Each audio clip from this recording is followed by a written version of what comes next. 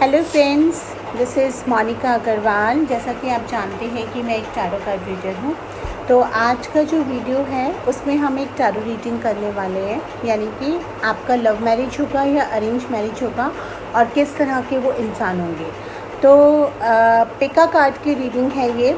इस वीडियो के बाद, इस मैसेज के बाद मैं ये कैमरा टर्न अराउंड कर दूँगी और कार्ड्स भी कर दूँगी। मैंने 3 अलग अलग तरह के कार्ड्स का इसमें यूज़ करा है ताकि आपको चूज़ करने में आसानी हो। आपने अपने इंट्यूशन के बेसिस पे कार्ड्स को चूज़ करना है, जिस पे आप अट्रैक्ट होते हैं वो एक सेट आपको चूज़ करना है और उस सेट की रीडिंग्स को आप कंसल्ट कर सकते हैं। मैं बताना नहीं भूल रही हूँ कि यहाँ पर आपको चैनल सब्सक्राइब करना है और आप भी करना मत भूलिएगा। दूसरा, आपको जब भी आप कार्ड्स पिक कर रहे हैं, ये एक जनरलाइज्ड रीडिंग है, ये किसी पे फिट हो सकती है, किसी पे नहीं हो सकती। तो अगर आपको पर्सनल रीडिंग लेनी है तो वो डिटेल्स आपको मेरी डिस्क्रिप्शन सेक्शन में मिल जाएंगे। तो चलिए अब हम रीडिंग की तरफ बढ़ते हैं। 3 सेट हैं कार्ड के, इनमें से आपको एक सेट चूज़ करना है। जिसके तरफ भी आप अट्रैक्ट होते हैं वो आप एक चूज़ कर लीजिए। मैं इसको नंबर 1 दे रही हूँ, नंबर 2 है, नंबर 3 है। और मैंने हर सेट में 5-5 कार्ड्स निकाले हैं। और जो सेट आपने क्या करना है, अपने आईज़ क्लोज़ करनी है, अपने सांसों पे ध्यान लेके आना है। फिर आईज़ ओपन करके जिस पहले कार्ड पे आपका अट्रैक्शन होता है वो कार्ड का सेट आप चूज़ करेंगे और हम एक एक करके सारे कार्ड्स का रीडिंग करेंगे। तो नंबर 1 जिन्होंने चूज़ करा है उसके लिए मैं रीडिंग अब स्टार्ट कर रही हूँ। जिन्होंने चूज़ करा है उनका रीडिंग, अगर मैंने एंजल्स के साथ कनेक्ट करा है, यूनिवर्सल पावर्स के साथ कनेक्ट करा है और उनके कार्ड्स अगर मैं देखूँ तो मेरे को ये नज़र आ रहा है कि वो ऑलरेडी या तो किसी रिलेशनशिप में हैं या रह चुके हैं और उनके रिलेशनशिप में कुछ ट्रबल टाइम्स चल रहे हैं। जो एक्सपेक्टेशंस आपस में दोनों पार्टनर्स की हैं वो एक्सपेक्टेशंस मीट नहीं हो रहे हैं, आर्ग्यूमेंट्स बहुत होते हैं और बहुत ज़्यादा डिस्क्रिपेंसीज हो रही हैं। कहीं ना कहीं मुझे ये रिलेशनशिप बनता हुआ नज़र नहीं आ रहा है, जो वो भी ये समझ चुके हैं अब तक, या पता है उन्हें और समझने की कोशिश नहीं कर रहे हैं, जिसकी वजह से वो थोड़ा सा सैड एंड डिप्रेशन मोड में हैं। इस समय उन लोगों के माइंड में ये चल रहा है कि मेरा जो लाइफ पार्टनर होगा मुझे यही मिलना चाहिए, कोई दूसरा मिलेगा तो मैं उसको एक्सेप्ट नहीं कर पाऊँगा या नहीं कर पाऊँगी। तो इनको कार्ड से सजेस्ट कर रहे हैं कि इनको थोड़ा सा अपने इस सैड मोड से बाहर आने की ज़रूरत है, क्योंकि जब तक ये अपने इस एनर्जी से बाहर नहीं आएंगे, जो उनका बैड रिलेशनशिप है उसको कट डाउन करके उससे बाहर नहीं निकलेंगे, तब तक इनको अपना राइट लाइफ पार्टनर नहीं मिलेगा। डेफिनेटली मैं देख पा रही हूँ शादी यहाँ पर मुझे अरेंज नज़र आ रही है। अगर आप अपने पेरेंट्स की मर्ज़ी से शादी करते हैं, वो जो रिश्ते आपके लिए देख रहे हैं या देखेंगे उन पे आप ध्यान देते हैं, तो ये अरेंज कम लव होगी। डेफिनेटली वो पार्टनर आपको पसंद आएंगे जब आप उनके साथ टाइम स्पेंड करेंगे। किस तरह का इंसान हो सकता है? कोई ना कोई एक ऐसा इंसान जो या तो लॉ प्रोफेशन में होगा या फिर वो किसी एक ऐसी अथॉरिटी पोजीशन पे होगा जहाँ पे उसके पास ये राइट्स होंगे कि वो डिसीज़न ले सके, डिसीज़न कर सके, लोग उसकी बात सुनते होंगे। मैच्योर पर्सन होगा, mature not in an age, in thoughts and beliefs, और वो उतनी काबिलियत रखता होगा कि अपने रिलेशनशिप को एक बहुत ही अच्छा मोड़ दे, आपके भावनाओं को समझे, आपकी सेंसिटिविटी को समझे। इवन अगर आप अपने पास्ट के बारे में भी उसको बताते हैं तो वो आपको सब चीज़ों के साथ एक्सेप्ट करेगा जैसा आप हैं।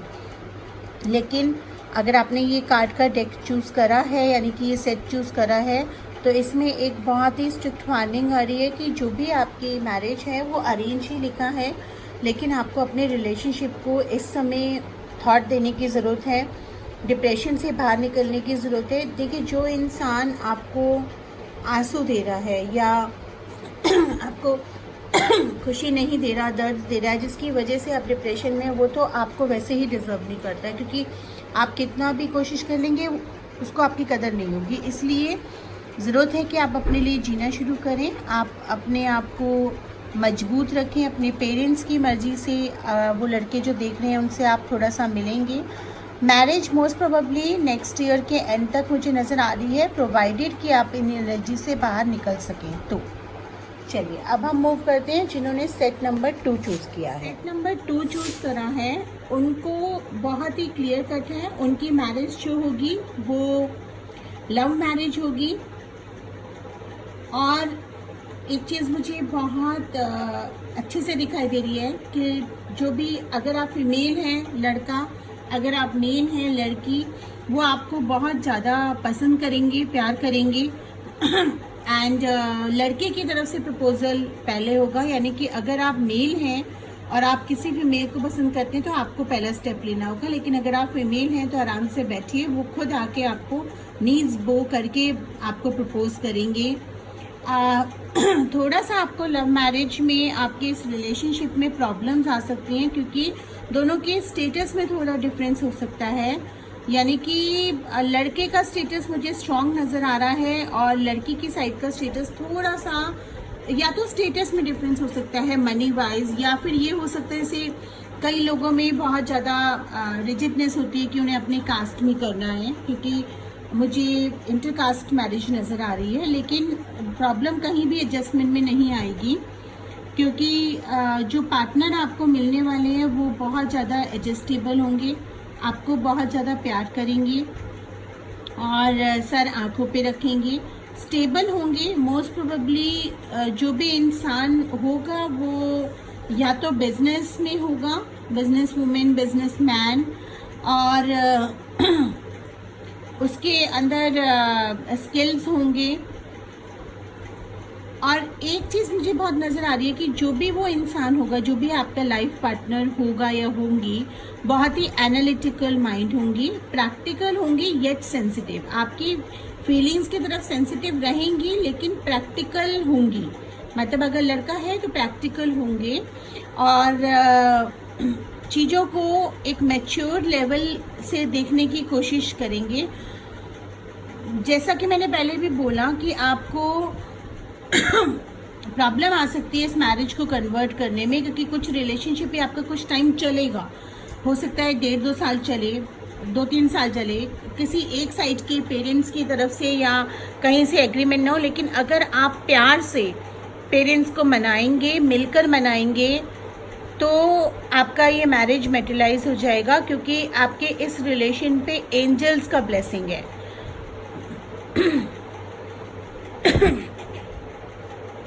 तो जिन्होंने भी सेट 2 चूज़ करा है, अगर वो ऑलरेडी रिलेशनशिप में हैं तो उनको चिंता करने की ज़रूरत नहीं है। उनको बस ज़रूरत है कि थोड़ा मैच्योरिटी से काम लें और मैच्योरिटी से डिसीजंस लें, ताकि उनकी मैरिज मेटेरियलाइज हो सके। जिन्होंने भी सेट 3 चूज़ करा है, उनकी मैरिज में थोड़े ऑब्स्टिकल्स हैं बहुत ज़्यादा, या तो घर वाले प्रेशराइज कर रहे हैं या आप बहुत ज़्यादा इस चीज़ की टेंशन ले रहे हैं कि भाई शादी हो नहीं रही, शादी हो जानी चाहिए, या शादी का एज निकला जा रहा है, या मे बी अगर एज नहीं भी निकला जा रहा है तो किसी न किसी तरह का टेंशन आप लेके बैठे हुए हैं कि आपको पार्टनर कैसा मिलेगा।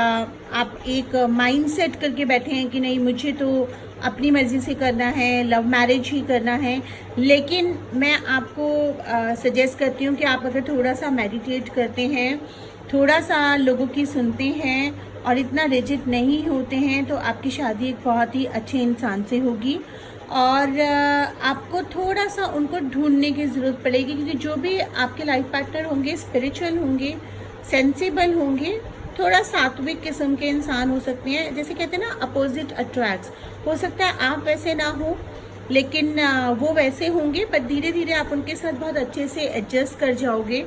साइलेंट रहने वाले इंसान होंगे, बहुत ज़्यादा बोलने वाले इंसान नहीं होंगे, टू दी पॉइंट बोलेंगे, लेकिन लोगों की फीलिंग्स की कदर करना, लोगों को समझना इन्हें बहुत अच्छे से आता होगा, लोगों को खुश करना इन्हें बहुत अच्छे से आता होगा। और डेफिनेटली बिजनेस में होंगे। और मैरिज के बाद मुझे लग रहा है कि आपकी लाइफ में भी बहुत ज़्यादा चेंजेस आएंगे। यूँ तो शादी के बाद हर किसी की लाइफ में चेंज आते हैं, लेकिन आपकी मैच्योरिटी में, आपके एटीट्यूड में मुझे चेंज आता दिखाई दे रहा है। मुझे ये दिखाई दे रहा है कि जो भी आपके पार्टनर होंगे आपकी ग्रोथ को कंट्रीब्यूट करेंगे, आप इनके साथ ग्रो करेंगे, एक बेटर पर्सन के रूप में निकलेंगे। तो किसी भी एक वार्निंग का साइन यहाँ ये आ रहा है कि अगर कोई आपको गिल्ट में डाल रहा है या कोई प्रेशराइज कर रहा है किसी रिलेशनशिप के लिए, तो वो मत पढ़िए, नहीं तो आप एंड अप हो जाएंगे एक रॉन्ग डिसीजन के लिए। अगर आप ऑलरेडी उसमें फॉलन कर चुके हैं तो उससे निकल आइए, क्योंकि मोस्ट प्रोबेबली आपकी अरेंज मैरिज होगी और प्रॉपर अरेंज मैरिज होगी। बहुत ज़्यादा टाइम गैप आपको शादी के बीच में नहीं मिलेगा, कोर्टशिप के बीच में, लेकिन शादी के बाद आपका ये रिलेशनशिप बहुत अच्छे से एमर्ज करेगा, ट्रांसफॉर्मेशन होगा इस रिलेशनशिप का, एंड देन मे बी आप कुछ साल बाद ये रियलाइज़ करें कि वॉट एवर हैज़ हैपन वो अच्छा हुआ, आपको एक बहुत अच्छे लाइफ पार्टनर मिले या मिली जो बहुत ही मैच्योर है और जिन्होंने आपको ग्रो करना सिखाया। तो फ्रेंड्स, बताना मत भूलिएगा कि आपको मेरा रीडिंग्स कैसा लगा। मैं पिका कार्ड के और रीडिंग्स भी लेके आऊँगी, पर जैसा मैंने बोला ये जनरल रीडिंग है, किसी पे एक्यूरेट हो सकती है, किसी पे नहीं हो सकती। अगर आपको पर्सनलाइज रीडिंग चाहिए तो डिटेल्स दिए हुए हैं, आप बुक कर सकते हैं। और प्लीज़ कमेंट सेक्शन में कमेंट करने से पहले थोड़ा सा मर्यादा का ध्यान रखें, कोई भी उल्टे सीधे कमेंट्स ना करें। अगर आप इस पर विश्वास नहीं करते, ये आपका पर्सनल चॉइस है, लेकिन किसी भी इस तरह का कमेंट ना करें जो दूसरे को हर्ट करे या दूसरे को मतलब कि उनको उनका दिल दुखाए। वो हमें नहीं करना चाहिए। पॉजिटिव रहिए and be happy. Thank you so much.